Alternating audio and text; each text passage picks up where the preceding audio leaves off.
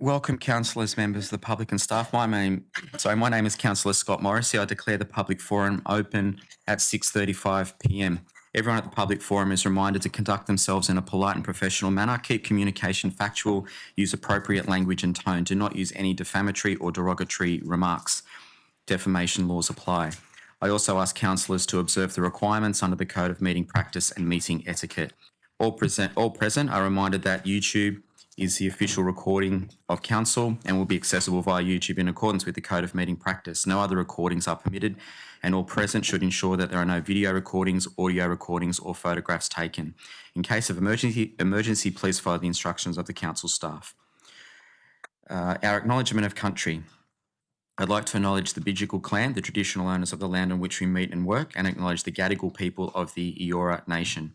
I pay my respects on behalf of Council to Elders past and present. Does any councillor wish to make any disclosure of interest in the public forum? There's no disclosures of interest. And now we'll move into the public forum. So members of the public who have applied to speak at public forum are now invited to address the councillors. Speakers are reminded that if a matter has already been raised by a previous speaker, there is no need to raise the matter during your address. Please only speak on additional matters. It should be noted no decisions are made at the public forum. This is a committee that makes recommendations to the council. Members of the public that have registered to speak will be called forward during the forum. Speakers have been advised on your allocated times to address the forum. A warning bell will sound when 1 minute of time remains. Speakers attending the meeting in person will be invited to proceed to the lectern, which is up the back or the front, depending on where you're sitting. Speakers joining the meeting via Teams are reminded to have your video off and microphone muted until I invite you to speak, please. Speakers will not be able to present material as part of their speaking time or share screens. Speakers are also reminded to keep communication factual, polite and professional, and to use appropriate language and tone. Do not use any defamatory or derogatory remarks. Defamation laws apply to the public forum. You're invited to stay in the public forum to listen to other speakers or watch on YouTube channel. If you registered a written submission prior to the meeting, please note these have been provided to the councillors. Tonight we had 5, I believe now we've got 3 speakers, and it's in relation to item CPE 26.013, which is 72 Laycock Street, Bexley North. I've got 3 speakers noted here, Mr. Gordon Fay first, then Mr. Denise Perrin, and then Ms. Milfa Speranza speaking third. We'll proceed in that order now. So, Mr. Fay, if you'd like to speak, please. Thank you.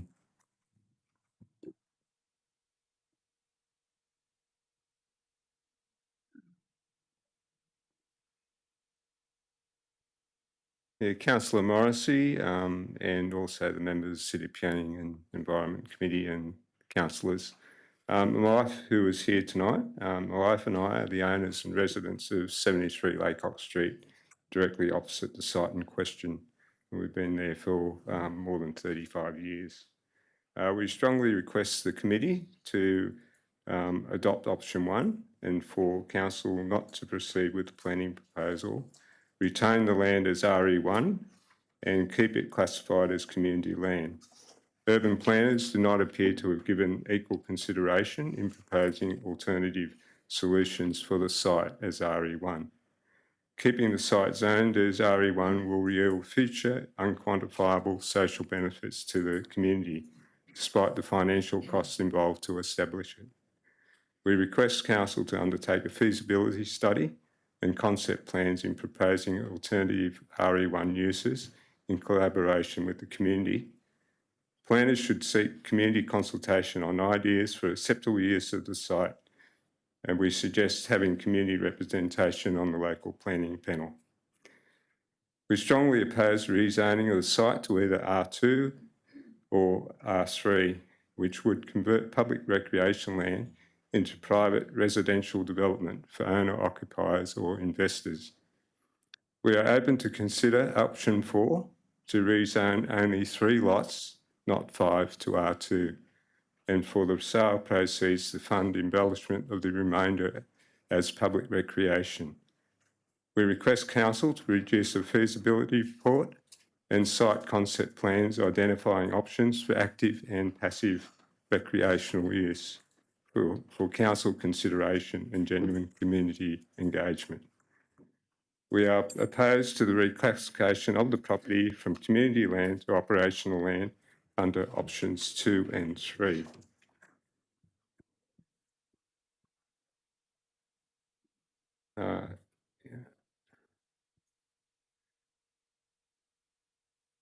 Whilst we acknowledge federal and state government policies for LMR, the report does concede that the 800-metre catchment of Bexley North Station ends just short of the subject site. As the site is close to the areas that are subject to LMR policy, this is insufficient reason for the council to rezone 70 Laycock Street as R3. We also noted that the LMR poster presented by council planners is inconsistent with the New South Wales Government LMR indicative map. R2 or R3 for this site along the Bexley North area zoned R3 by the LMR will increase over time the housing density and subsequently the population density of the area. I also note that the lots near the junction of Illawarra Road and New Illawarra Road and Bexley Road are zoned R4 with apartments to be constructed 5 to 6 stories high. With planning controls for R2 now permitting dual occupancy housing, already we are seeing many current residential dwellings being built as duplexes, further increasing housing density and population density. This makes it critical to maintain this site as RE1 and open green space for future generations for recreational and environmental purposes. We can wrap up now, please, Mr. Fuller, over time. In conclusion, in Council's haste action, this planning proposals, they have not been totally transparent and consultative with affected residents and the wider community more broadly. Planners to date have not adequately canvassed and explored alternatives for the site as RE1. It would appear that Council is not interested in hearing considered feedback from residents, but are hell-bent on pursuing a financial objective to obtain funding to fund other council infrastructure projects. We implore Council to act responsibly and ethically in the best interests of the local community, ratepayers and the wider public to reinvest in maintaining the site as a true community asset rather than damaging the character, streetscape, amenity and aesthetics of the area. Thank you. Thank you, Mr. Foy. Next speaker is Mr. Denise Perrin.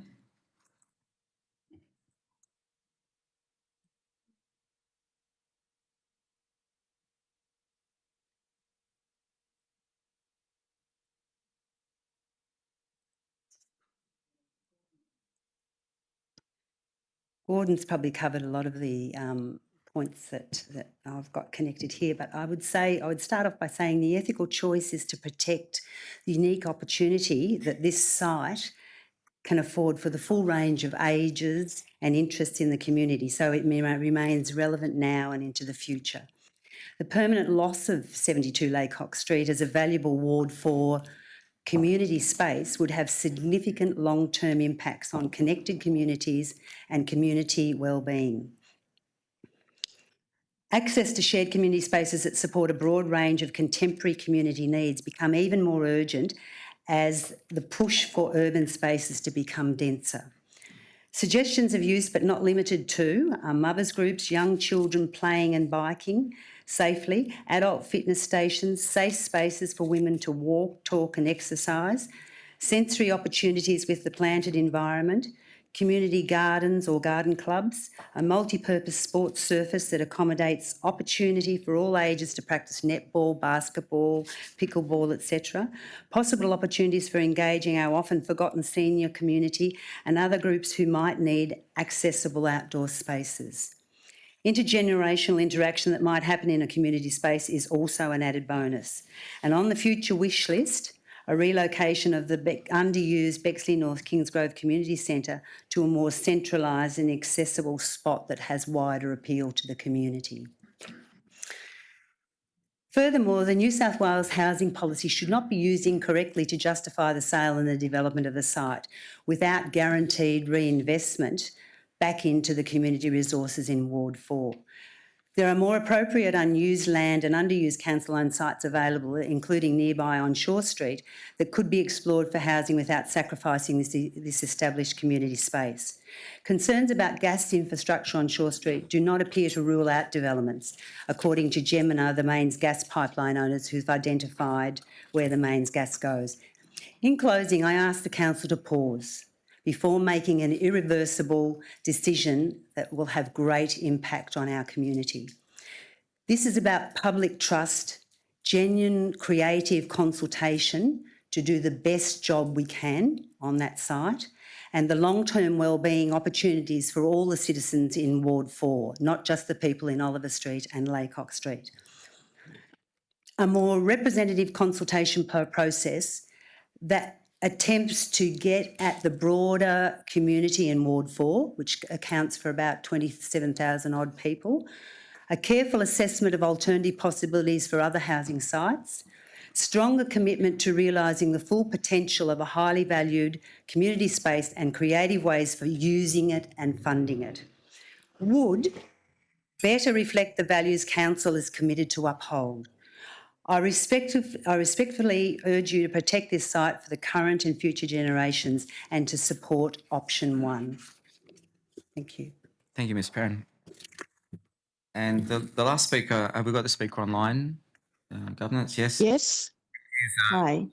Speranza, we can hear you loud and clear, and over to you. Oh, thank you. Hi, Milva Speranza speaking. I strongly object to the proposal to rezone the land at 72 Laycock Street, Bexley North. I strongly recommend that the council maintain the current RE1 public recreation zoning of that land. And I do not want to see that the council sell off this land for revenue raising. The residents of Bexley North have been disadvantaged for over 10 years, locked out of this site for over 10 years. And if this land was to be sold or rezoned for housing, they would be further disadvantaged because this land should be maintained as green space and community land. There is a need for more recreation space in the Bexley North area, and I agree with the speakers before me, and many residents in the area also strongly agree with us that we want to maintain this as green space land. We've seen many new developments in the area, townhouses and duplexes, and more people moving into the area, and that will continue as the density of the area increases. So with the more people moving in, this is council's probably only opportunity to expand the green space available to the residents.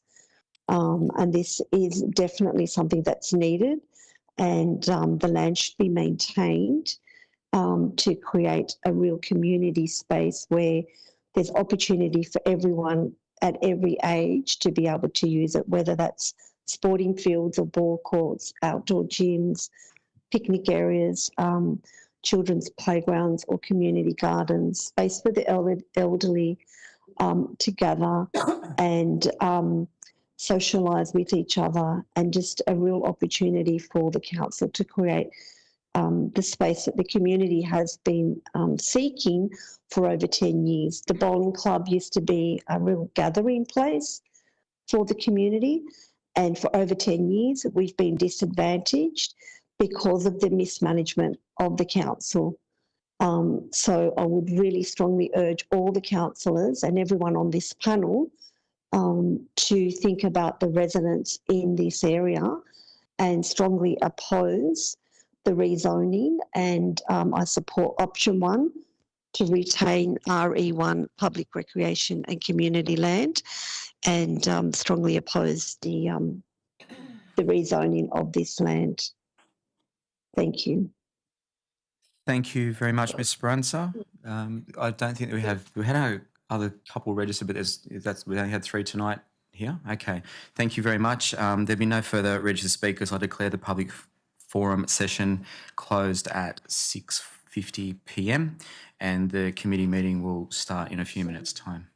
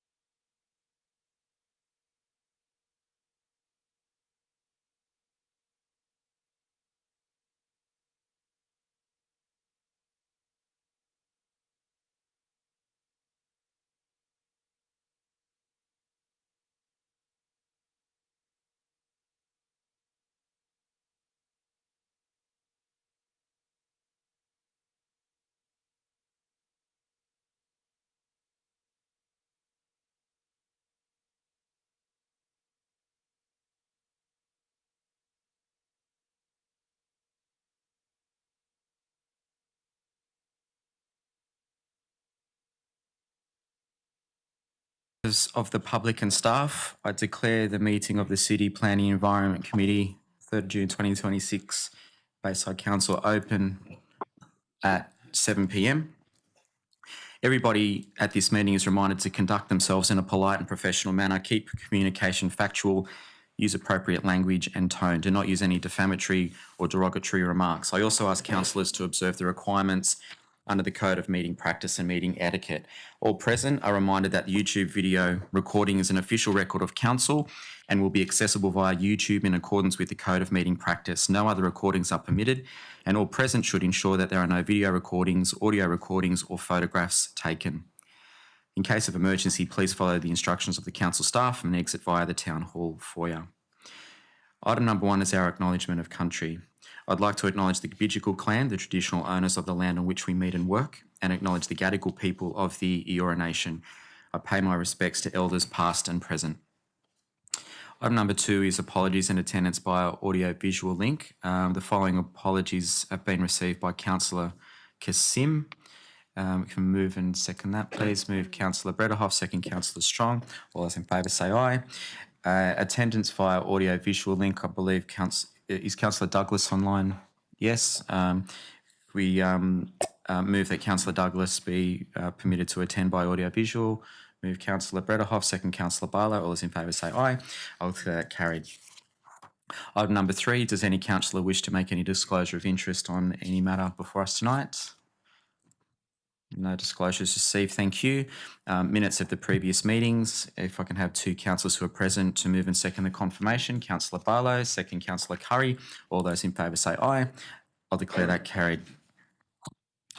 There are no items by exception tonight, and we can move straight into the reports. First one is CPE 26013, which is the planning proposal for 72 Laycock Street, Bexley North. You have an officer report, please. Yeah, thanks, Chair. Okay.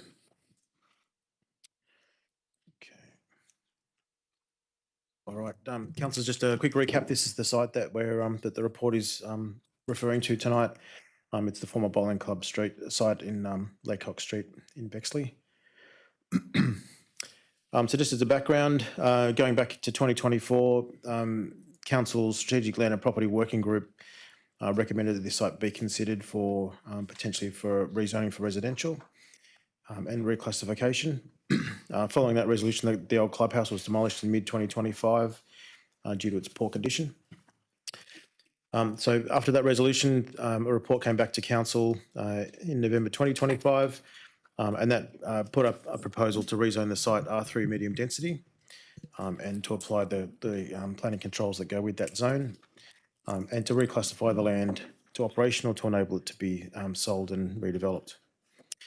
In response to that report, Council decided to defer the matter and to hold a public forum to get some community input, which brings us back to where we are tonight. So we sent out more than 200 letters to households in the adjoining streets around the site, and the public forum was held on the 21st of April this year, and we had more than 20 residents that came and attended that forum. After that, we received 25 submissions, either on the night or up until the 15th of May when this report was prepared.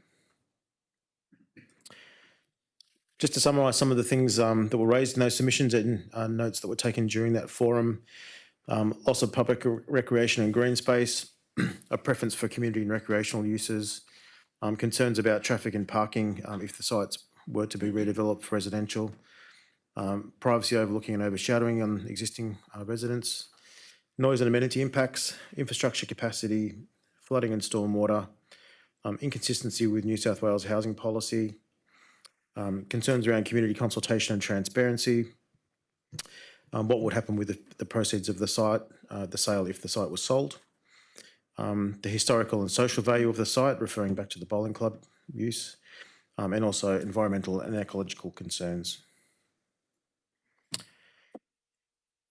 So tonight the report puts forward a number of options for councillors to consider. The previous report that came up from staff had a recommendation for R3, but taking on board the feedback that was received, we've just presented a range of options here for councillors to consider.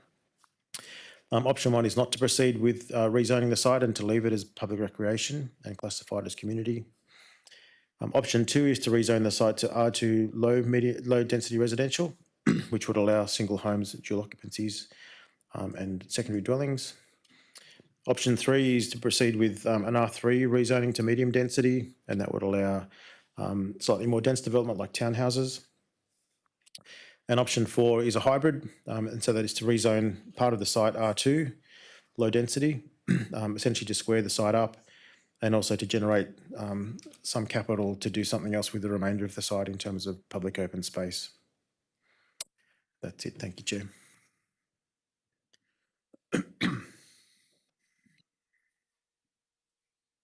Sorry, thank you. Move Councillor Barlow. I'll move it's option 4 with 3 lots to be sold, not the 5. 3 lots out of the 11 to fund embellishments of the remainder of the open space. Second, Councillor Curry. Seconded. So, Councillor Barlow, just to ensure that that the funds are protected moving forward, are you okay if we add something about protecting the use of the funds? What do you think, Chair? So I think we need to add to option 2 and 3 that any sale proceeds will be protected in a restricted fund with interest earned used within the immediate community. Jam, is that appropriate? And what that means is that, so just for those present, so Councillor Barlow has moved option 4. This is a committee that makes recommendations to full council, so we don't make decisions here. So the recommend, and please add that sentence to option 3 as well, governance. Sorry, no, I'm adding that sentence. I suggest we add that sentence, and what that means that should the full council decide on option 1 or 2, and we don't know that because this is not full council, is that any sale proceeds will be protected and earn interest, and the interest that is earned is spent within that community. That means that bureaucracy cannot just take the proceeds and spend it willy-nilly wherever. It's actually, if it goes to option 2 or 3, that provides a level of comfort that bureaucracy can't go mad and spend all the money on whatever they like. It has to be reinvested within the community. However, what we're recommending to council is Councillor Barlow, which is to rezone to R2 and sell 3 or 5 of the lots, or 3, sorry. Can you remove all 5, please, from option 4? To sell 3 of the 11 lots to fund embellishment of the remainder of Act. So that's the recommendation that we're proposing. Will be, if it passes, we'll be putting forward to the full council in 2 weeks' time, 3 weeks' time. Okay, so although everyone present understand those changes, yeah, cool. All right. I can't see if Councillor Douglas has any. Councillor. I'm listening, but I. Okay, that's right. Councillor Nagy is going to speak. Yeah, no, just very brief. We got from the residents that they wanted option 1. All of them said we would like option 1. Is there an opportunity before the next council meeting, if the residents could say option 1 is the priority, option whatever, 2, 3 or 4 is number 2? Councillor Barlow, with respect, has moved option 4. But we've listened to the speakers, and there has already been community meetings on site. But certainly, this is a recommendation, and anything can happen on the floor. So, should you wish to discuss that, Councillor Nagy, in 3 weeks' time, you're more than, you're more than happy to. And Thank you, yeah, I'm supportive of that. I'm supportive of that conversation on the night. Yeah. It's something like this, which is rezoning and planning. It's very difficult because there's 15 councillors and there's only a smaller number representing here. Okay. Is there any further speakers on that? No. No? Okay, I'll put the motion before us, which is option 4, with the additional wording to option 2 and 3. All those in favour say aye. Aye. Anyone against? I'll declare that carried. Thank you. So for the members of the public, that will now go to the council meeting in 3 weeks' time, and that's where another debate will occur. Thank you. Okay, we'll move on to now CPE 26.014, which is the status of Housing Delivery Authority applications. We can have an officer report, please. Thanks, Chair. I'm actually going to hand over to Angela. Okay. Just to introduce Angela. Welcome. Angela's acting in the role of Manager Development Services at the moment, while Corinne is in filling in city projects. So Angela's going to give the presentation on this one. Okay, thank you, Chair. So the Housing Delivery Authority was established in December 2024. This was initiated to help with the state's target of 377,000 new dwellings by 2029, which is in accordance with the National Housing Accord.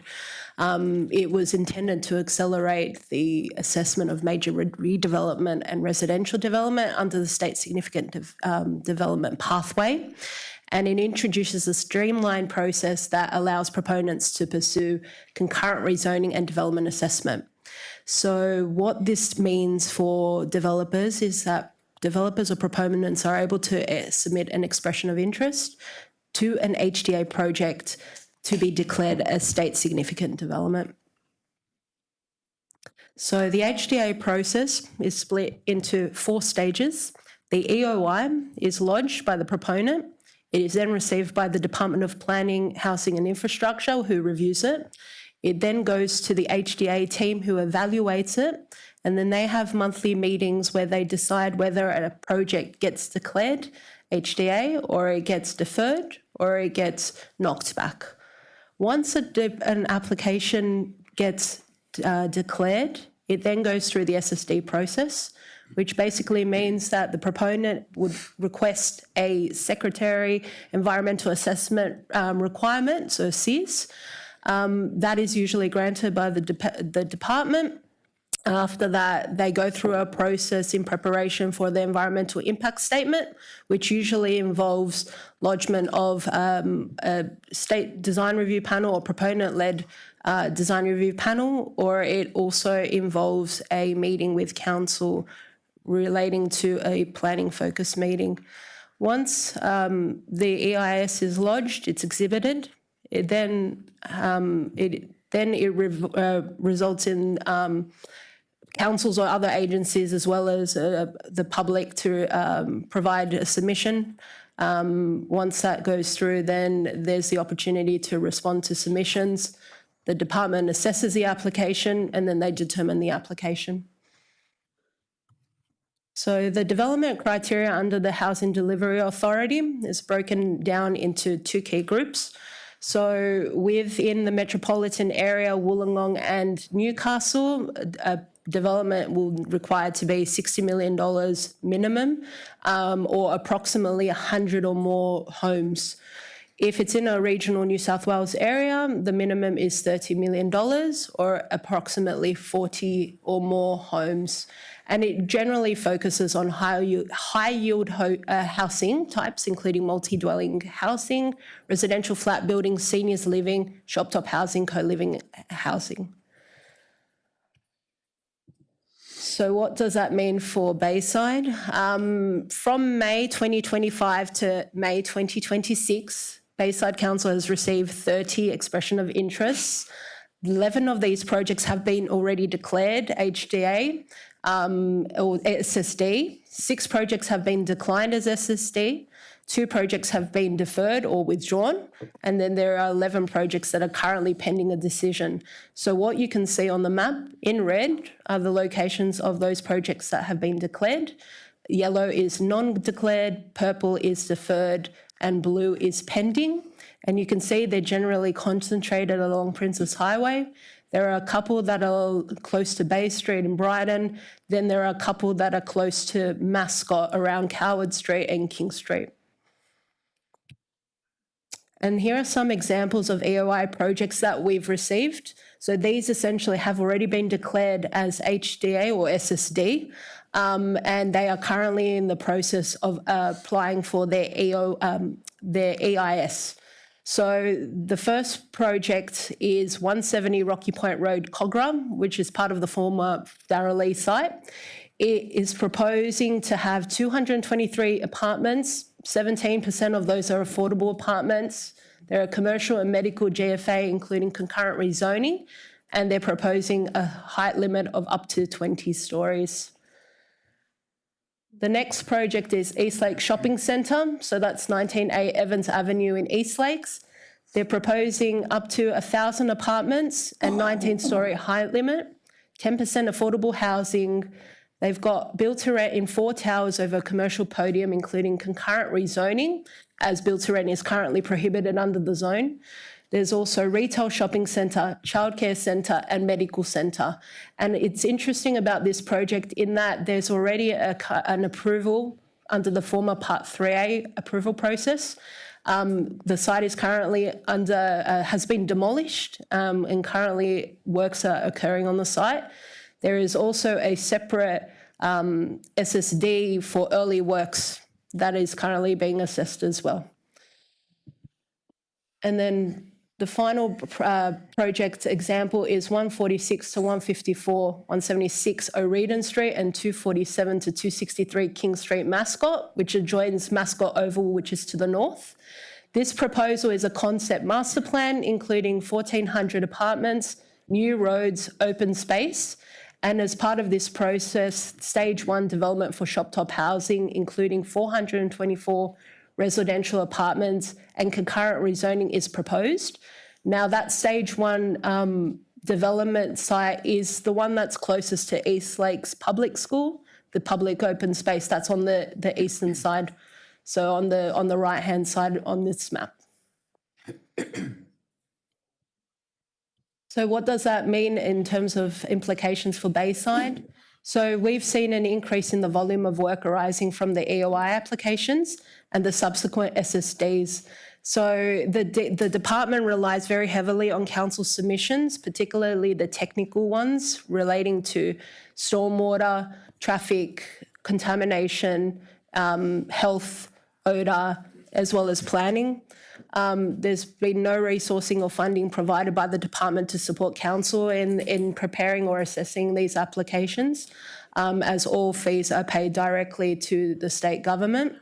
There is significant impact onto the local road and traffic network as a result of approval of these developments, and the proposals are inconsistent with the established character of the area. This also results in significant increases in dwellings in some locations which are not planned for. That's it.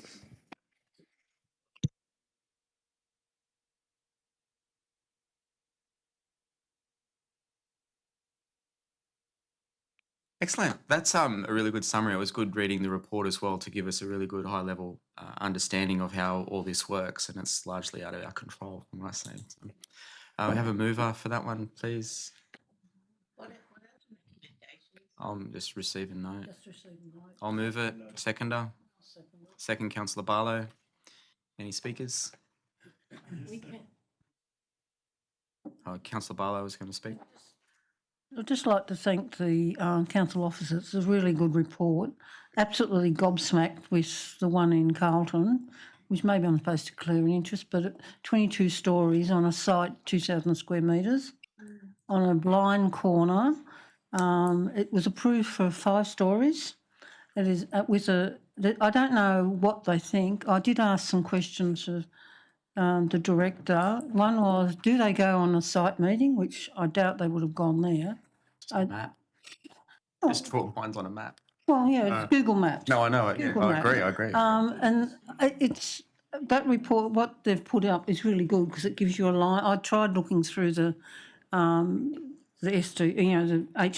website. It's very complicated, but I'm absolutely horrified, and I feel that everyone should be writing in. I know we've got no choice, and when I saw your ones over your way with 1,000 apartments and 1,400 apartments, and I thought, and then of course I've got the Salvation Army site, which has gone from 39 houses approved by the Land Environment Court to I think it's 145, it can't even fit on that land without. So I don't know what the HDA is for. It just seems to be, well, just, it worries me that we've got people like that that are just actually destroying the whole of the area, absolutely destroying it, and they obviously have no knowledge. The proposal in Carlton, there is not even a building in the Cogra Town Centre that is that high. So that to me is very odd. But I did write to the Premier because he's my local member. I'll see if I get an answer. Councillor Najee, did you want to say something? There's some clarification. The state target is 377,000 dwellings. What's Bayside's target out of that? What, we were given a target or a percentage? Yes, thank you, through the chair. So Bayside's target for new completed dwellings by 2029 is 10,100. 10,000. And are we on target? It's difficult to determine at the moment, so we're having discussions with the department because it's different to the targets previously. This is completed dwellings, and we need to get that data. So we're having that discussion with the department. Most data tends to be Sydney Water connections when a dwelling is completed. So we need to do that work.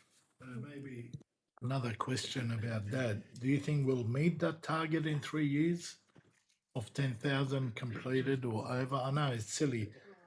No one knows yet. Yeah, I think through your chair, it is a difficult one to answer, and as David said, we don't keep the data on completed dwellings, so we need to rely on other people for that. The HDA process might make a difference, but prior to that, we weren't seeing a great volume of big developments come through council, and that's primarily just due to economic conditions, I think. So, yeah, I think it's definitely at risk of not being achieved. The 10 to 17% affordable housing, that's a figure higher than what we've heard before in these meetings, so that's welcome. But will council have any scope to stop land banking, like people buying places and then just not being used just for investment purposes?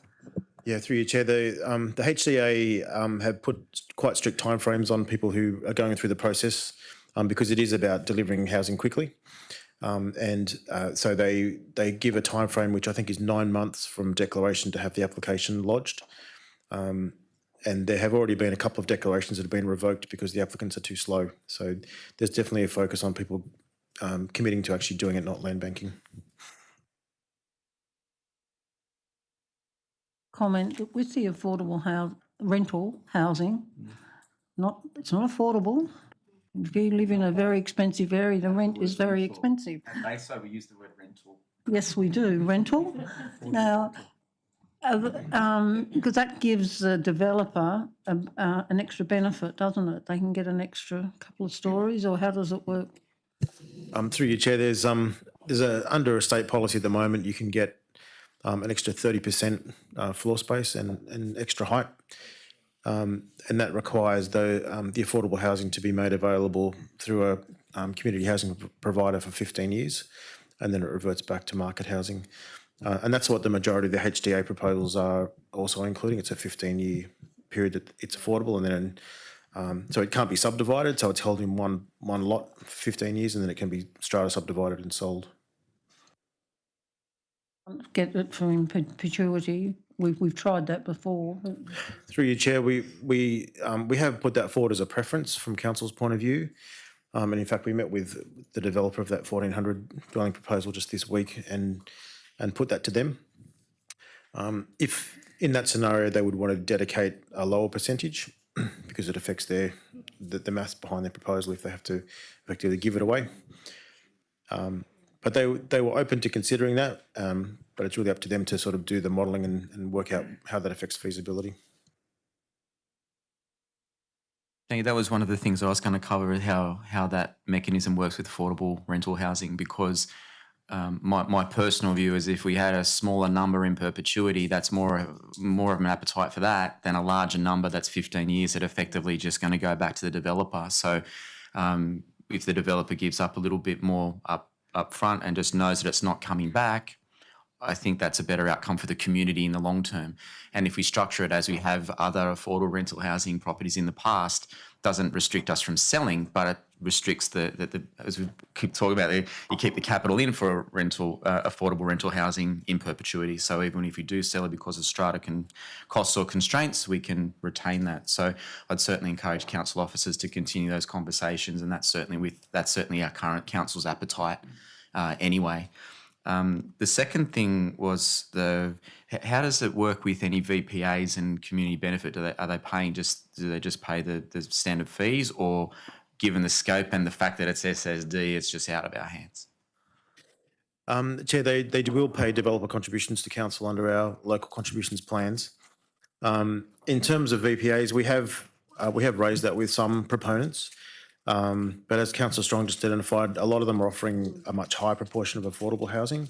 I think that's the preference of the state, and so they're kind of giving the return on the uplift is coming through affordable housing by the state's priority, and it doesn't seem like there's much left for us to get as a local benefit apart from the normal contributions. Thank you. And the last thing is, you mentioned that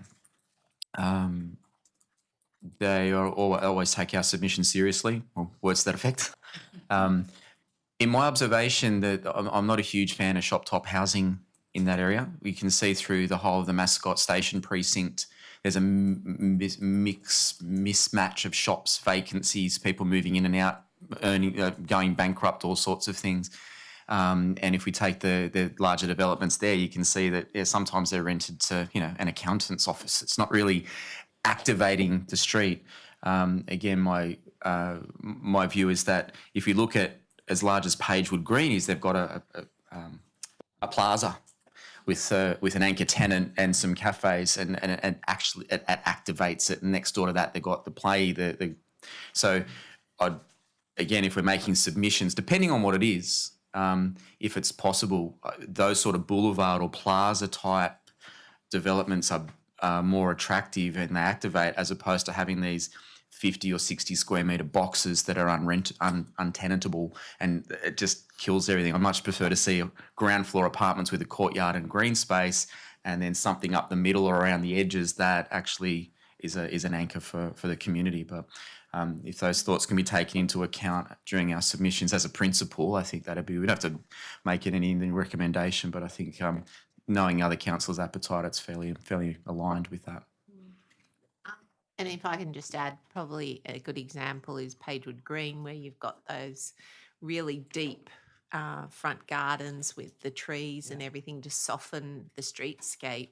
But then you've got somewhere in the centre, you've got the playground, the eateries, and which is sort of an area for people to then congregate. Okay, well, this is just to receive a note, so I'll put the... sorry, Councillor Douglas, I didn't see... I have my hand up, but I know you can't see it. Can I ask a couple of questions, please? Sure, go for it. Just wondered why there was such a variety or variance in affordable housing rates in between the different projects. Through you, Chair, I don't know the answer necessarily, but my suspicion would be that it depends on feasibility. I think the proponents will be asked by the state government to produce a feasibility to show where the tipping point is in terms of how much affordable housing they can provide before the development is not feasible. So I think that probably explains it. On some of the sites where there's a bigger uplift, there tends to be more affordable housing. Okay, I've got 3 questions. My second question is just around zoning. So with these HDAs, are they able to just not take any notice of the zoning that council has done previously through the different planning processes that we have? So these are obviously a lot higher. So does it basically mean that whether we do a master plan or not, they're going to be able to just dictate their own heights? Through you, Chair, we are told that the HDA, the reports or the briefings they receive do take into account master plans and local controls, and that they are inclined to consider those where council's done a recent comprehensive plan. But the HDA and the state significant process allows concurrent rezoning and a DA. And so those ones that you see that depart a long way from the current controls are often a rezoning application and a DA all in one. So in that case, yes, they're basically asking to set aside the current planning controls and upzone the site as well as getting a DA approved. Because and this is in addition to that question, but like all the ones in Ward 5 are well above the current zoning. From what I could see from my ward, up to 20 stories or 15 stories. Yeah, through you, Chair, pretty much all of the proposals that are coming through are significantly higher than the planning controls. That just seems to be the invitation that's been open to try and get housing built. So have you got an example of where we've done a recent master plan and that has the HDA has actually abided by the height limits that the recent master plan has implemented or has, been agreed by council? Through you, Chair, we can't think of one right now. There haven't been any in close to Rockdale Centre, for example, which is obviously our most recent master planning work. The other ones, the sites are often outside of areas where master plans have been done. They're on the periphery, or there's a few along the Princes Highway that are sort of between Rockdale and Banksia, or between Banksia and Arncliffe, where master plans don't really apply. But it does seem, generally speaking, that the HDA is open to almost anything. They're not supporting all of them, but there isn't sort of a guideline to say that it can't be 10% or 20% over. They seem open to pretty much anything. And my final question is just about an affordable housing contribution scheme. I believe the council has to have one enacted within the next 2 years. How are we going on that? Yeah, through you, Chair. So the work has really been done to put that in place, but it requires an amendment to our LEP to insert the provisions that would allow us to have that scheme in place to collect either monetary contributions or dwellings. The Department of Planning has said that they would prefer us to do that when we amend the LEP to provide uplift somewhere, because the contribution scheme would only apply to land that is given additional development potential. It won't be retrospective. So the view they put to us is that when we're, say, Rockdale, for example, might be the first one where we change some height and zoning and floor space controls, they sort of said that's the appropriate time to insert the new provisions. And then the land that's upzoned at the same time would be the first land that gets referenced in that scheme. So we're kind of waiting for that opportunity to come up. But the work on that has essentially been done. So that has to happen within the next 2 years, though, doesn't it? I don't believe there's a limit on when that can happen. I was told it was in the next 2 years, but that might be worth checking. All right, thank you. Thank you, Councillor Douglas. There's no further speakers. I'll put the motion before us. All those in favour say aye. Any against? I'll declare that carried. Thank you. The next one is CP 26015, the proposed planning agreement, 55 to 61 Bonar Street. Thank you, Chair. This is a fairly straightforward planning agreement that's proposed at 55 to 61 Bonar Street that you can see on the map in front of you.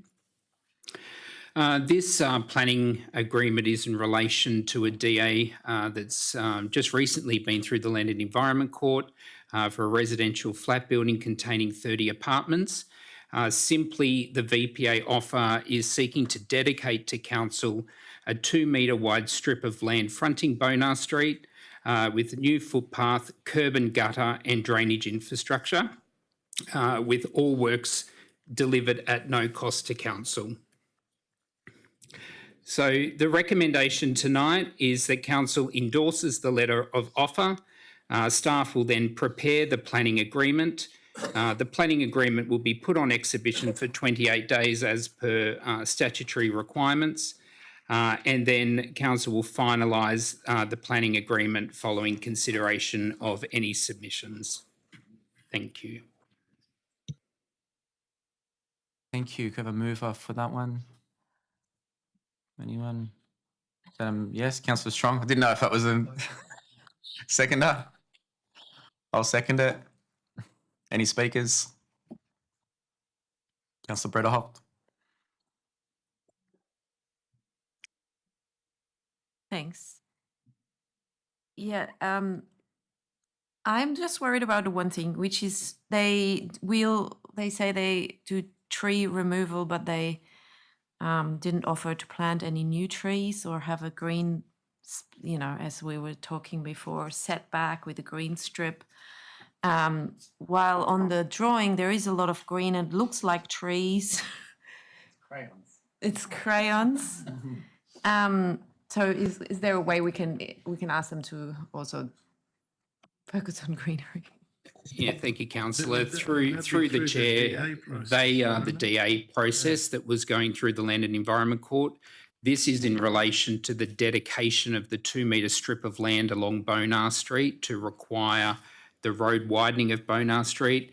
And if you look at the image that was on slide 1, that's to then align with the property boundary along Bonar Street. But yeah, the specifics were going through the DA process through the court. Thank you. Okay. Councillor Duggar, I can see your hand. I don't know if it's up from before. Yeah. Or you... No, it's a fresh hand. Okay, fresh hand. Yeah. It just seems to me like a public footpath is something they should be doing anyway out the front of the development, and that's not really of great public benefit as part of a planning. Is this, trying to say that this is a voluntary planning agreement, or am I misreading this?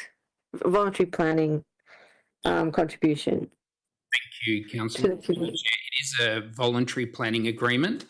Yeah. To do public domain works in any event. However, it didn't require the widening of Bonar Street for effectively the footpath works that is currently on private land. The widening of Bonar Street was identified in council's contribution plan. So the public benefit here is, instead of council needing to acquire that 2-metre frontage on Bonar Street, the developer is proposing to dedicate that land to council free of charge, rather than us using development contributions collected from development in this area to fund that acquisition. So that's the material public benefit.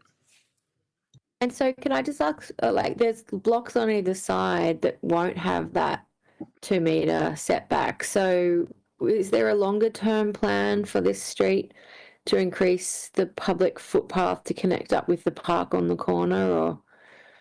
Thank you, councillor. Through the chair, the contributions plan identifies the widening of Bonar Street, and the LEP has a land reservation acquisition layer. So if you look to the left, I'm not sure if you can see the image on the screen at the moment, but Yeah. widening has already occurred. It'll then occur for these properties here, and then the properties to the right have already occurred as well. It's very hard to see the property line, but there is a cadastral boundary line there. So the intent was to have that wider footpath, curb and guttering, and this is the material public benefit from this proposal. Okay, thank you. They still do. Yeah, there was a question I'll just clarify about the developer contributions on that as well. As a part of the normal contributions plan, that's confirming that's still payable in addition, because this is on top of that, yes? Yeah, correct. This VPA is not proposing to not pay contributions. Yeah, excellent. And is this the one that we did the easement on last month? Any other surprises with this one? No, it's all right. As long as we're not spoon-fed little bits and pieces, I remember it. Okay, so if there's no further speakers, we'll put the motion before us. All those in favour say aye. Anyone against? I'll declare that carried. Thank you. Next one, CP 26.016, a variation to the planning agreement as part of 210 O'Riordan Street and Baxter Road, Mascot. Thank you, Chair. So another fairly minor amendment to an existing VPA. So this is not a new VPA. We already have one in place. It's in relation to an existing LED advertising sign on the corner of O'Riordan Street and Baxter Road. These advertising signs are regulated under the Industry and Employment SEP, and that requires a community benefit. You would note there's been a number of advertising signs that enter into a planning agreement for a monetary contribution to be paid to council. That monetary contribution is used by council to fund road improvements and things like footpaths and bus shelters. The existing VPA applying to this site was executed in 2022. It requires an ongoing annual contribution to council of just over $28,500, which is indexed annually. A DA, a modification to a development application, I should say, has been made to council to extend approval to operate that sign for an additional 5 years. And this VPA modification ensures that the contributions we currently collect under the planning agreement applicable to the current development application will continue for the additional 5 years to match the DA extension if granted. So as per the previous report, the recommendation of staff is that council endorses the letter of offer to vary the existing planning agreement, and then that will go through the statutory process of public exhibition and finalisation following close of submissions. Thank you. Thank you. If you have a mover for that, please. Councillor Curry, second Councillor Barlow. Any speakers? Well, I did read there was arrears. Is that correct?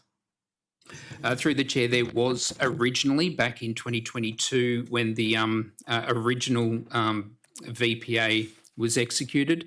They've caught up, so they're now invoiced annually through our property team. So there is, as I understand it, there is now no longer any arrears. When was that paid though? Was that just recently or? No, What I'm getting at, so I'll give you the context, is were they behind substantially and now they're catching up because this is on there, or is there? No, so they were behind in 2022. Okay. And so when the VPA was executed, because a number of those signs have been there for quite some time, as you would know, the VPA that was executed in 2022 had a catch-up payment required. Okay. Then for every year after that, there was the indexed rate.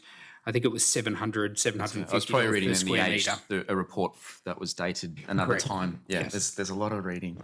So I just have to get that together. Okay, we'll put that motion before us, councillors. All those in favour say aye. Anyone against? I'll declare that carried. Thank you. And we're moving on now to CP 26.017 100A Roby Street, Mascot. And thank you, Chair. This is a fairly minor planning proposal that applies to a site at 100A Roby Street. The parcel of land is 132 square metres, so it's very small. It used to be part of the Sydney Water Corridor. Sydney Water divested that in 2023 to the current owner, but the rest of the land owned by Sydney Water continues to operate as part of the sewerage infrastructure network in that area. So the site directly to the right, when you're looking at the building, has been approved for a 12-storey hotel. The site we're talking about in relation to this planning proposal is the very small 132 square metre block of land directly to the left of the building in that image.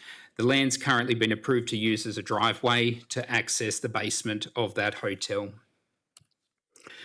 So the planning proposal seeks to change the zone from SP2 infrastructure to E3 productivity support, which is the same zone as the hotel, and to apply the height of buildings and floor space ratio controls to that site. So effectively a housekeeping amendment to the LEP, given it is no longer required by Sydney Water and in fact is not owned by Sydney Water. What this does effectively is ensures consistency for the current landowner and consistency with surrounding planning controls, and it allows the land to be included in the development site and used for the purpose. As always, the planning proposal was considered by the local planning panel back in April. The panel supported the planning proposal proceeding and recommends that council supports it and submits it to the department for a gateway determination.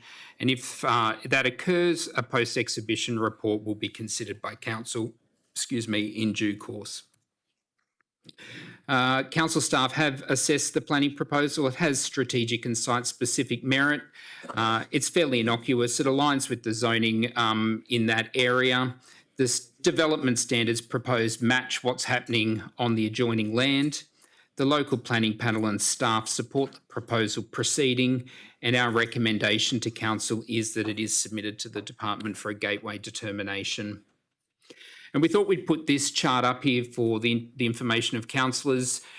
We include this in all correspondence that goes out to our community that just shows fairly clearly the process involved in a planning proposal. So you'll see where we are now in red, which is council and committee considering the planning proposal. And then depending on the decision from there, we'll follow one of the paths identified in that image. That's it. Thank you very much, Chair. Thank you. Have a mover for that one? Anyone? Councillor Strong, second Councillor Brederhoff. Any speakers? Got a thought-provoking one. They design a building based on the fact that they're going to put a driveway on land that's not zoned for it, and now they want us to rezone the land, and if we don't, they can't get into the building. Is that right? My understanding, and I've got the acting development assessment manager here. I'm a simple person. Talk to us like we're five. No, I believe in the SP2 zone, a road was a permissible land use in any event, so there was no issue with the DA or the modification application. It's simply given that they own the land, they want to make sure the zoning and development standards are consistent across their land holding rather than having a Sydney Water SP2 land, a zoning on the land that's no longer required for that purpose. Did I get that right, Manager? Thank you. Why are you speaking? Everyone needs a voice. No, I was just thinking of, yeah, we've got these small parcels that come up from time to time where there's significant uplift if they're unlocked, and I always think about community benefits. It's not about council, about community benefits. So, from what you're saying, there's no. Sorry. Yeah, but it's the zoning. Okay, so what happens if we say no? If you say no, that's the They can still decision do of it? council. What happens in terms of the impact on the building? development? Sorry. Yes, because it's been approved. Yeah, but we can't put a driveway in. No, the road was permissible under the SP2 zone. Right. So this is literally just a housekeeping It's an amendment in administrative relation to okay. zoning. All right, I've got to ask the question because I've got a curious mind. All right, any other questions, councillors? No? All those in favour, say aye. All those in favour, say aye. Aye, there we go. Against? Carried, thank you. That's it for tonight's agenda for the city planning environment. So there being no further items, I'll declare that closed at 7:45 p.m. Thank you.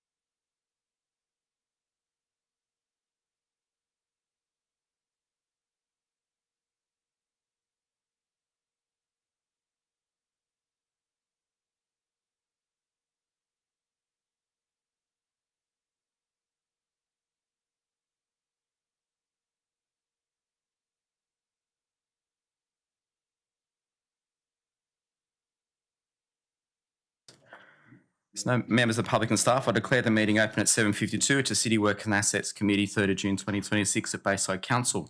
Everyone at this meeting is reminded to conduct themselves in a polite and professional manner, keep communication factual, use appropriate language and tone. Do not use any defamatory or derogatory remarks. I also ask councillors to observe the requirements under the Code of Meeting Practice and Meeting Etiquette. All present are reminded that the YouTube video recording is an official record of council and will be accessible via YouTube in accordance with the Code of Meeting Practice. No other recordings are permitted, and all present should ensure there are no video recordings, audio recordings, or photographs taken. In case of emergency, please follow the instructions of council staff and exit via the Town Hall foyer. Item number 1 is our acknowledgement of country. I'd like to acknowledge the Bidjigal clan, the traditional owners of the land on which we meet and work, and acknowledge the Gadigal people of the Eora Nation. I pay my respects to elders past and present.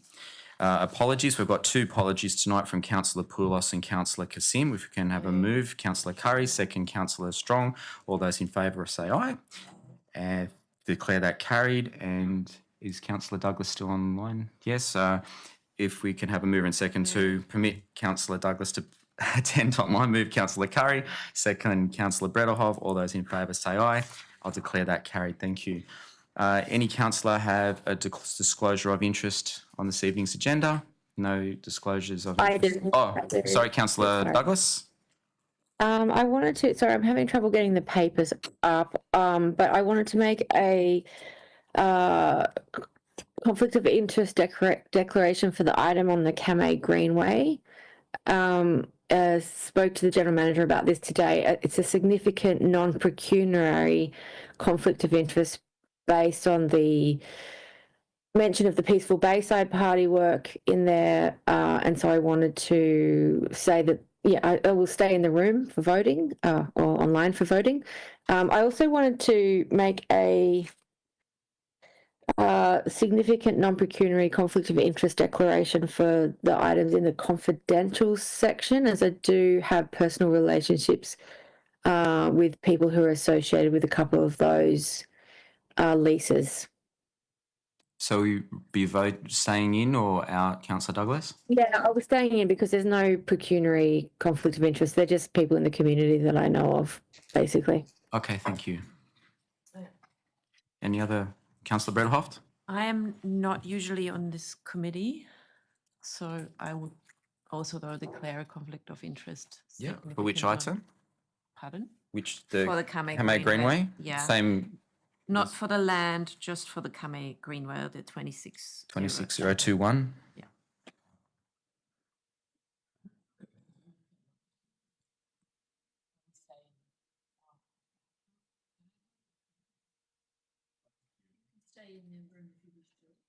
Yeah, you are. You're a voting member tonight, so you'll be staying in for the vote. So just excuse me. Sorry, there are 2 members of there are 2 items for the Cttee Greenway, so I should declare the same conflict of interest for both those items.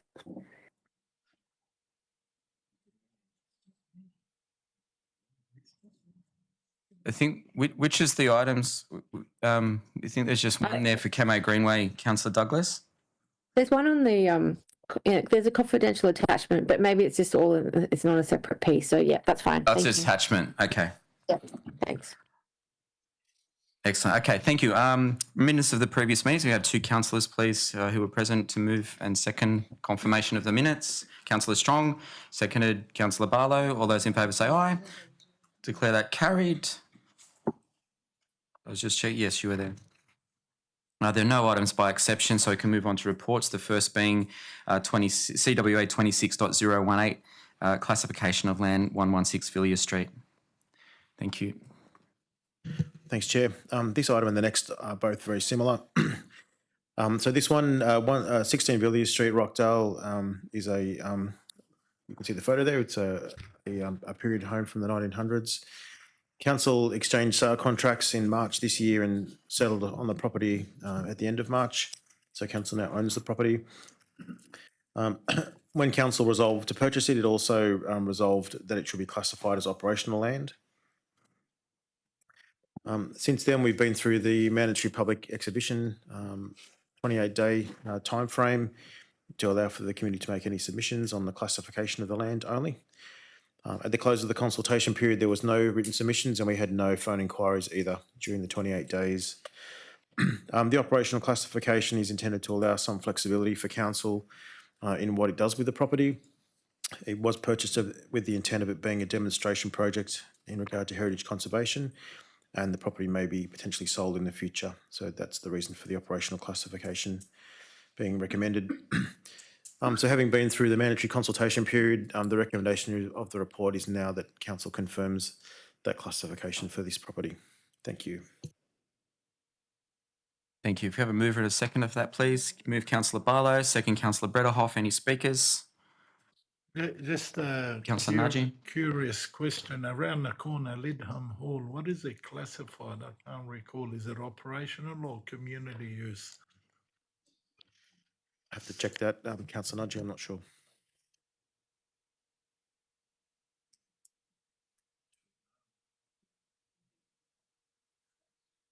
We'll have a look. Okay, there've been no further speakers. I'll put the motion before us. All those in favour say aye. Anyone against? I'll declare that carried. Thank you. Moving on to CDO 26019, classification of land in 16 Rye Avenue, Bexley. Thanks, Chair. This cottage was purchased by council also earlier this year. And at the same time, council also resolved to classify this land as operational once it was purchased. We've also been through the 28-day public exhibition period on this one, which finished at the end of April this year. There were no submissions received during that period. We did receive one phone call, as we sometimes do, from neighbours just asking what it means. And once it was explained to the resident that it was only in relation to classification, it wasn't rezoning or a DA or anything like that, they had no issues with it. So operational classification of this property would allow council in the future some flexibility in terms of the use of it. It was purchased as a site adjoining our depot to provide a future option should council need to expand that facility. But for the time being, it will just remain as a residential property leased on the private market. So the same recommendation for this one. Having been through the consultation period with no objections, we recommend that council confirms the operational classification. Thanks, Chair. Thank you. If you have a mover, please, for that one. Councillor Barlow, second. Councillor Curry. I'll put it before us. All those in favour say aye. Anyone against? I'll declare that carried. Thank you. CDO 26.020, the Ron Gosling Reserve Dog Park outcomes.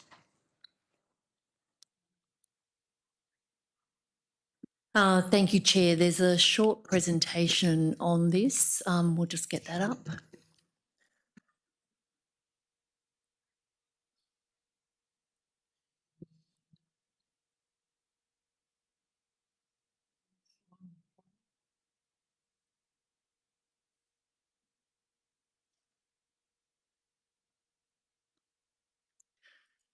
While governance is doing that, I might just remind councillors that Ron Gosling is currently a dog off-leash park, but it's not fenced. And when we went to the residents a couple of years ago, that was the preference, that the park remain an open park, but the dogs be allowed to run off-leash. We had a submission last year from a resident who came to council with the suggestion that actually the park would function better if part of it was fenced as a dog off-leash area. So on the basis of that, we have been back out to consultation. So the site plan there shows you it's a very quiet neighbourhood park. On one side, it abuts the railway line, the T8. It has residential properties around it, and it's within walking distance of Bardwell Park Station. It's 8,700 square metres. It's quite a lovely, open, sunny park.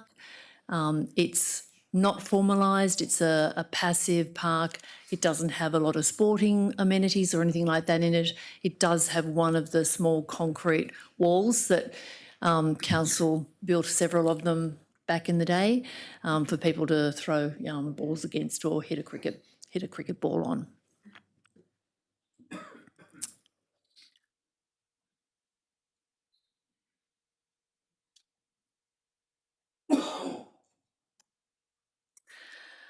Okay, so as council had suggested, we've gone back out to the community seeking their feedback on a proposal. So the proposal was for a fenced dog off leash area in the western side of the reserve and the eastern section near May Street to remain as passive open space. The issue with that is that it doesn't allow people to cross from one side of the park to the other. There is a western and an eastern side to the park, access from both sides. But with the fenced area in the configuration that is displayed there, it does limit people's ability to walk across the park. And they certainly can't do it without going into the dog area.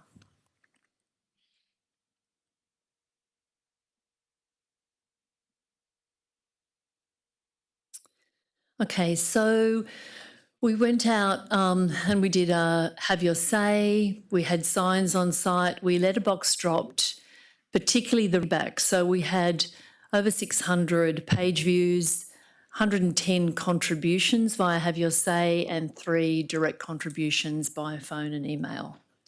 So for such a small, relatively small park, it's quite a big number of people responding to the engagement. Just in summary, so the engagement outcomes do show a preference for a fenced area. If you have a look there, the 65% wanted, preferred a fence.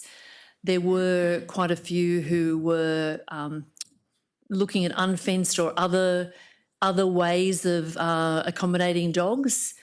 But if you look at the overall results, there definitely is what I would call a small preference towards having a fenced area for dogs off leash.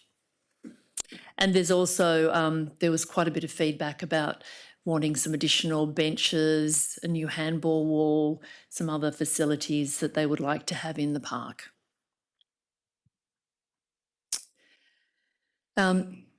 So we did ask people where they came from, how frequently they used Ron Gosling, just to test and make sure that the feedback we were getting was from the local residents who would be most impacted by any change to the park. And as you can see there, most of them lived near, in the surrounding streets nearby, or indeed their homes backed onto the reserve. So we did get feedback from the residents that will be most impacted, and most of the people there use the park daily or weekly or monthly, so they're quite frequent users of the park. What the staff are suggesting based on the feedback that we received is to keep that ability to transverse across the park, keep that available to those that don't want to go into a dog area. So if you have young children and you want to go to the park, you've got separation between the dog's off-leash area and the rest of the usage of the park. We're suggesting that it be the dog off-leash area be pushed to the railway line on one side, and it to be a relatively large 3,400 square metre area that would be fenced for the dog off-leash park, and the rest of it be kept open as passive open space. So the recommendation coming up to council is noting the engagement outcomes report and endorsing the model that we've suggested, the 3-sided fenced dog park, and that we would include it in a budget, either at probably at a quarterly budget review for the 26-27 Capital Works program. Excellent. Thank you. I move for that one. Councillor Brederhoff, second Councillor Barlow. Any speakers? Councillor Brederhoff. Thank you. I'm pleased that there's such a high have your say number of people replying. Are we going to do anything about what they suggested to park banks or seating, additional seating? Is something like that proposed as well? So what we will do at a quarterly budget review would be to come back with a proposal The fence and the gates would be the priority. We'd have a look at the cost of some benches to go in there, some seating for people. There's also, you might remember, some discussion about tapping into a water line and creating water, and there were some dog play suggestions as well. So we'll come back with some options around the budget and the amenity that can be created when the budget's available. Okay, thank you. Any further speakers? No, I'll put the recommendation before us. All those in favour say aye. Anyone against? I'll declare that carried. Thank you. Moving on to CWA 26.021, development of the Rockdale Wetlands Corridor and the Kamei Greenway.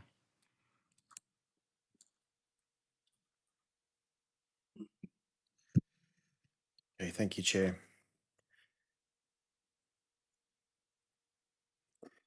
So the purpose of this report is to provide a progress update in terms of where this project is up to. This is one of the bold moves in Council's operational plan, and we've made some good progress on doing some initial feasibility and route optioning work on this one. So there was a resolution back in May 2024 in relation to investigating extension of the active transport corridor from President Avenue heading south. And in July 2024, there was also another resolution around public toilets, particularly looking at Bonner Reserve, and to see whether those kinds of things could also be incorporated into this project. So we have made some progress on that. In terms of the need, you can see the image on the right there is Council's adopted bike plan. And this connection does form a part of that. It's down to the bottom of the diagram there is an aspirational route. It's aspirational because it's not actually on roads, so it requires a fair bit more work to make it come together. It was also identified in our Green Corridors spatial framework, which was adopted by Council in 2022.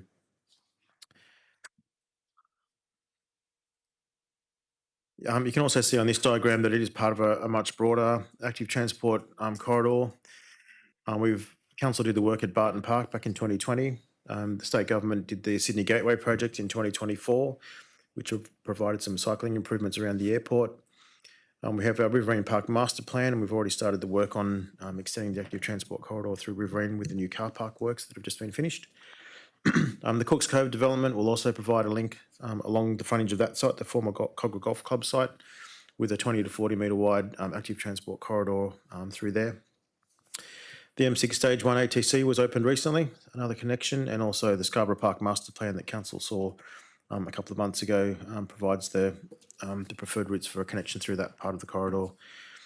So this work is right down the bottom where you can see the pink shape on the plan there. It's a kind of a missing piece that will get people through that area who don't necessarily want to ride along the foreshore.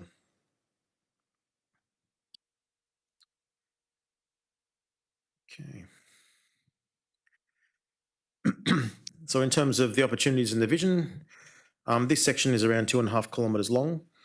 As a transport corridor, it's primarily intended to try and use the open space that's in the SP2 zoned corridor, and that's there as part of the reservation for the original F6 corridor, now M6.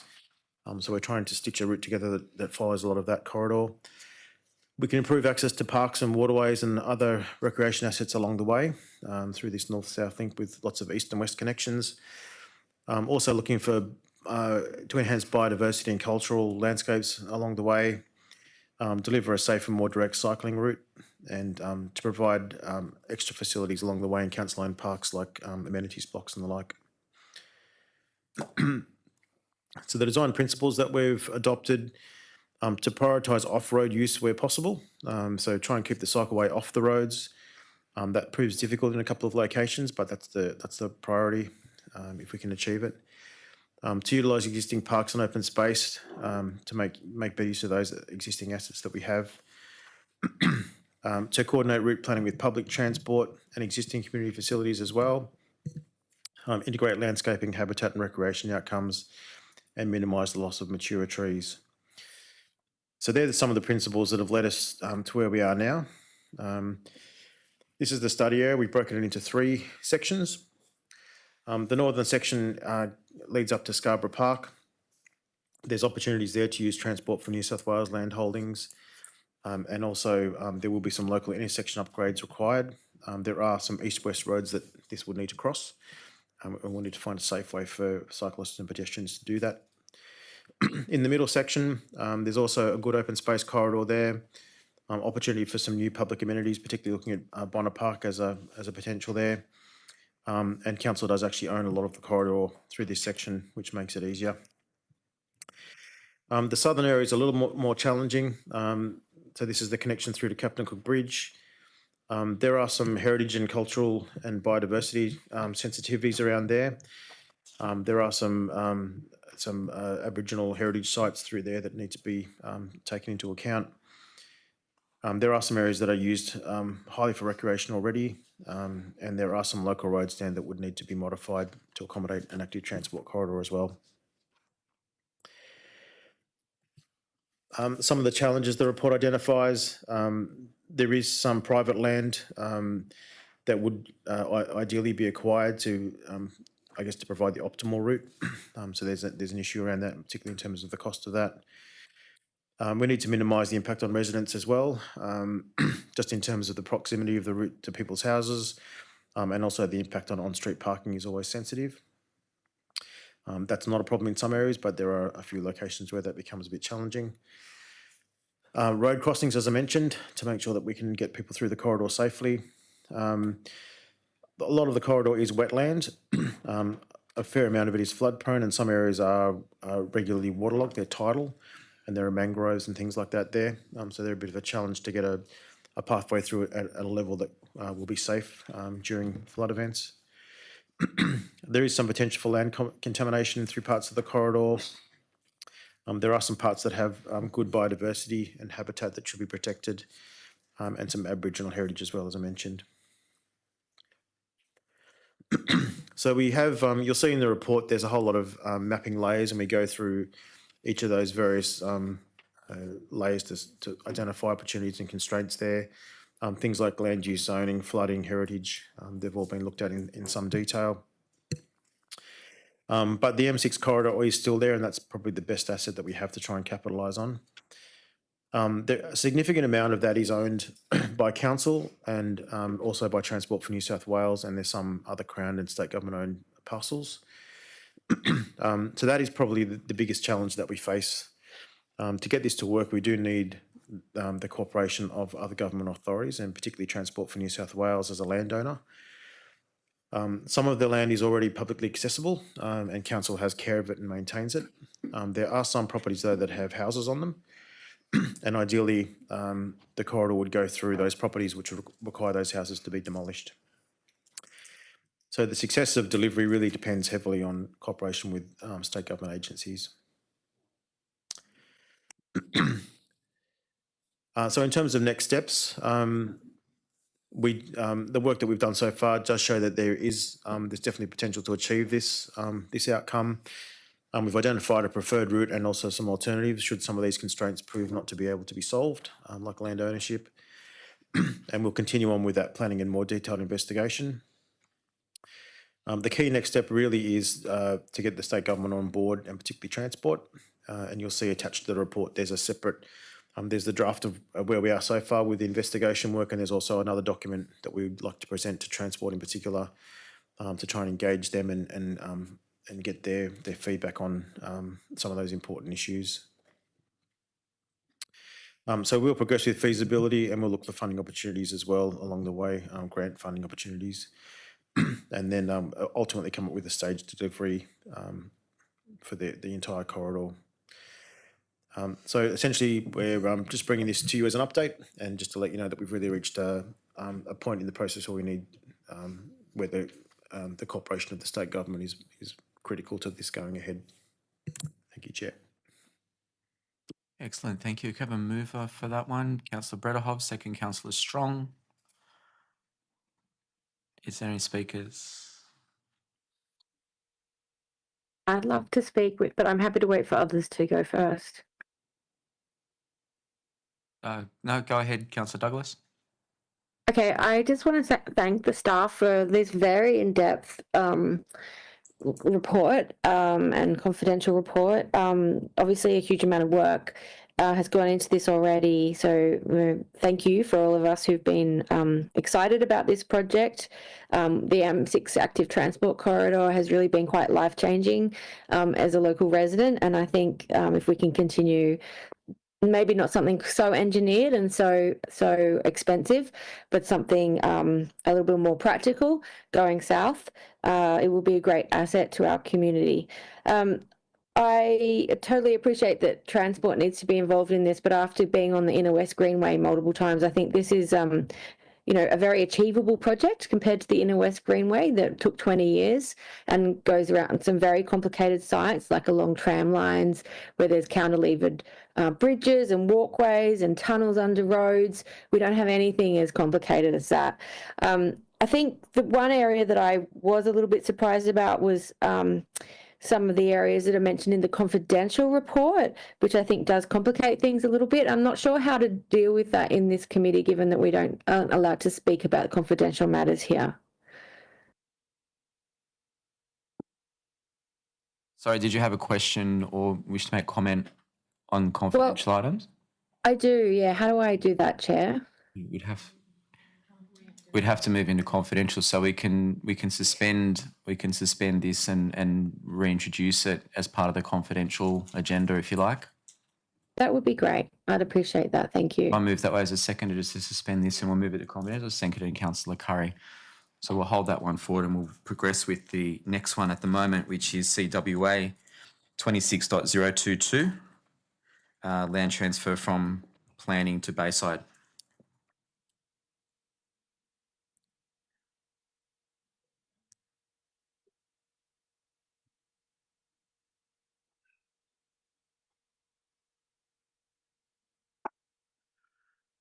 Sorry for that. I didn't give you vertigo. That's all right. Through the slides there.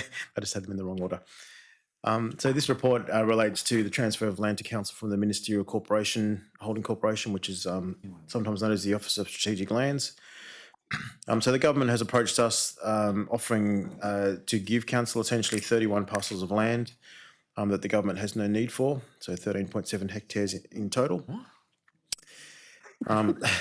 All of the land, apart from one parcel, is already currently under council's care and control, and council undertakes the maintenance of it, and it is public open space essentially. So the transfer of the land won't really have any won't make a difference on the ground. It will remain as it already is. It does help consolidate land that already operates as public open space. There are some areas where there's a number of contiguous parcels that are being offered, so the 31 are not 31 individual sites. And you'll see in the report there is a map showing all of the parcels, and then in the appendix there's some more detailed aerial photos that show each individual site.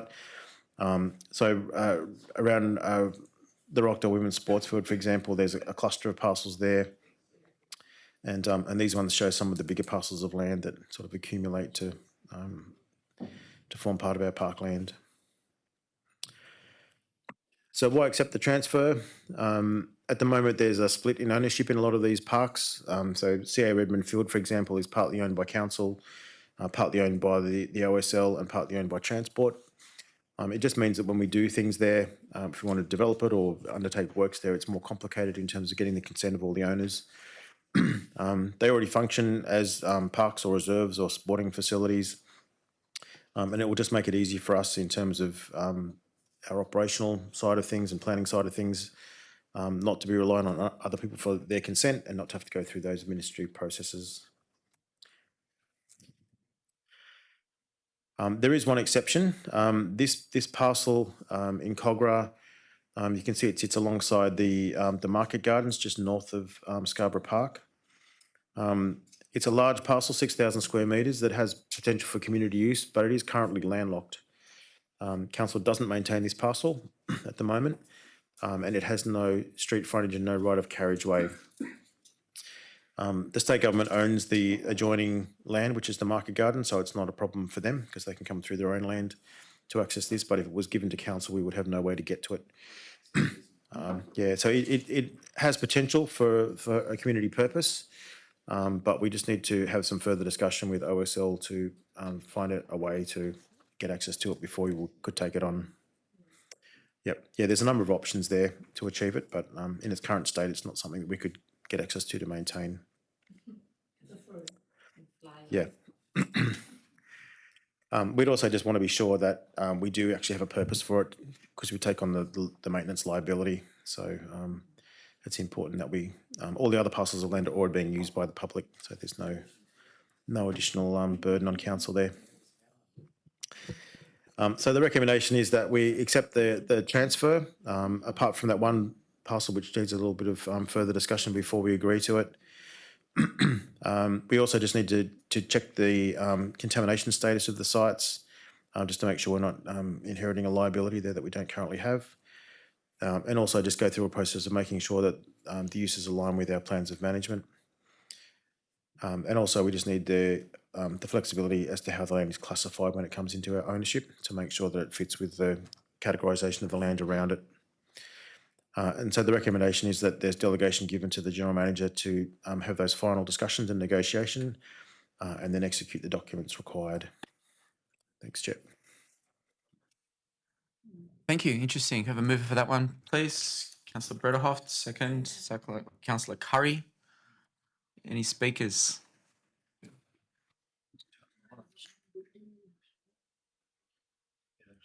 Yeah. Maybe Mr. Bowe, if you can just, because it looks all positive, and well, what are the negative impacts? And you did touch on one, Councillor Barlow said, yeah, what's the catch, right? Yeah, particularly with the larger ones, and you mentioned about the potential contamination. So is that going to be at the cost? Like, how's that going to work in terms of cost and timing? And yeah, thanks, Chair.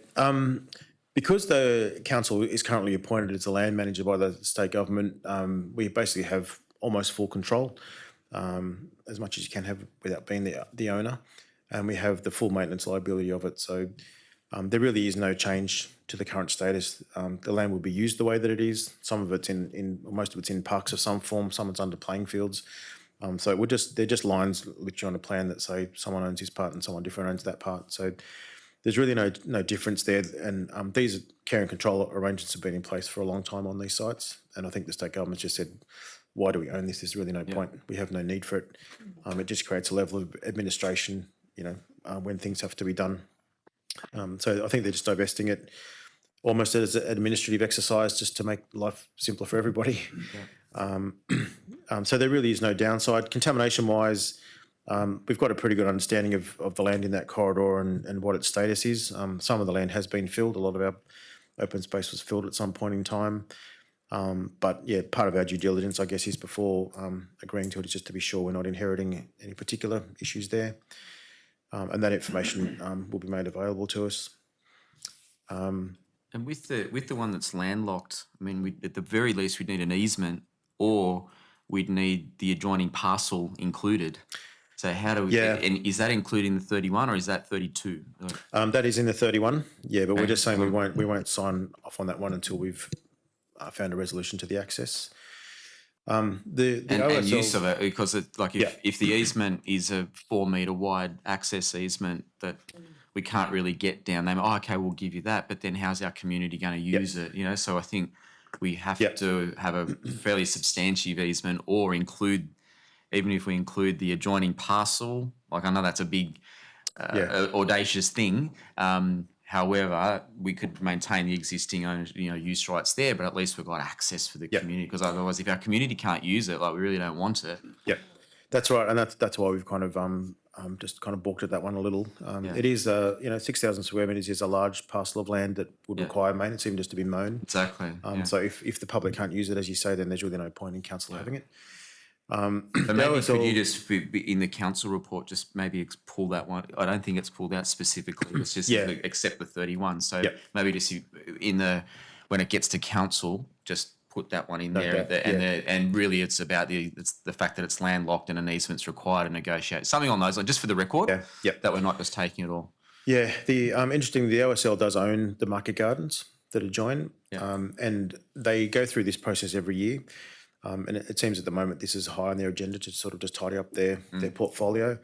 And there is a possibility, we're in contact with the people who put this tranche forward, and it may even be that market garden is in the next tranche. So Yeah, well, that would solve the problem, and if they could bring that forward, subject to that land not being a liability for us as well. just align the two trenches. We Then might be able to do push- that, but that's bring one forward or push one back. yeah, that's not been formally offered just yet, but that might be a solution. Yeah. Okay.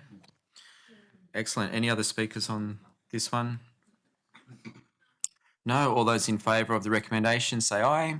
Anyone against? I'll declare that carried. We have got the confidential, so there being no members of the public being here to make representation, I move the council close the meeting as outlined. Is there a seconder? Seconded, Councillor Strong. All those in favour say aye. I'll declare that carried. We can now move into the confidential session. We'll just wait for YouTube.